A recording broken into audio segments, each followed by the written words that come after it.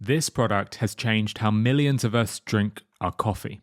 It's now estimated that more Brits have oat milk in their coffee than dairy milk. And this incredible shift was caused largely by one brand, Oatly, the UK's largest oat milk brand. Yet 15 years ago, Oatly's founders would have never predicted this success.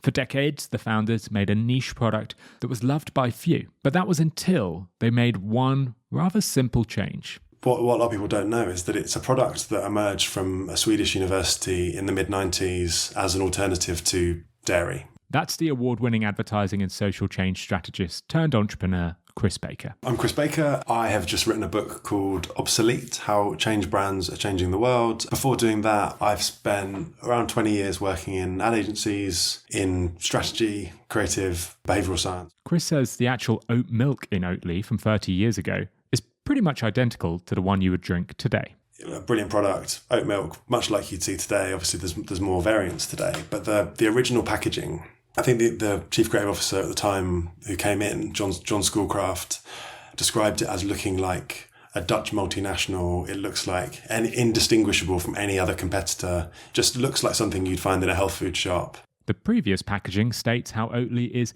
enriched with calcium and vitamins, naturally low in saturated fats, and that it contains healthy oat fibre that's good for your heart. Like Chris says, it looks like a niche health drink. And back then, Oatly's sales were tiny, until they changed their packaging. First thing they did was they rebranded. So they did a big rebrand piece, taking it from being something that really old school logo through to something that is iconic and just had huge standout on shelf. It wasn't without resistance internally. When they presented it to the team internally, they were like, what are you doing? You're jeopardizing the business. It's really childlike. But the moment it got on shelf, people got it in their hands.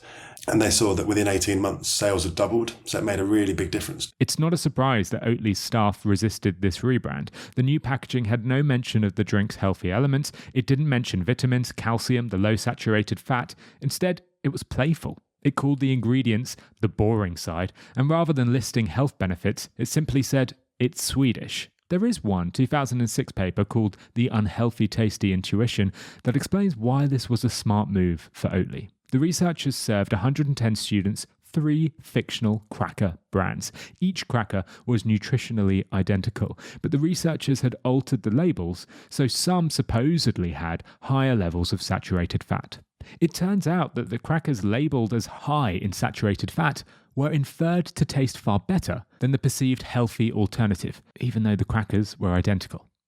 In a follow-up experiment with 39 participants, people rated a smoothie as 55% tastier when it was described as unhealthy rather than healthy. The researchers concluded that most people will pick an unhealthy option over a healthy one. Most people will say that the unhealthy option tastes better, and this works even on people who claim to enjoy healthy food. Calling Oatly a health drink significantly restricted their audience. Removing that messaging opened them up to a much wider market, and Oatly achieved sales that they could have never imagined as a health drink brand. You would see that iconic blue packaging next to the coffee machine. You'd have very cool people asking for oat milk in their coffee, and the term oat flat white just became the coffee to drink. Removing all the health references on Oatly made it more popular, not just amongst junk food lovers, but amongst health-conscious consumers as well.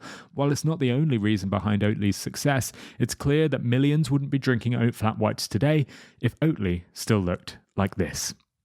This video is just one part of a much longer conversation I had with Chris. He went on to share how he started one of London's fastest growing coffee brands. He told me about Tony's viral advent calendar.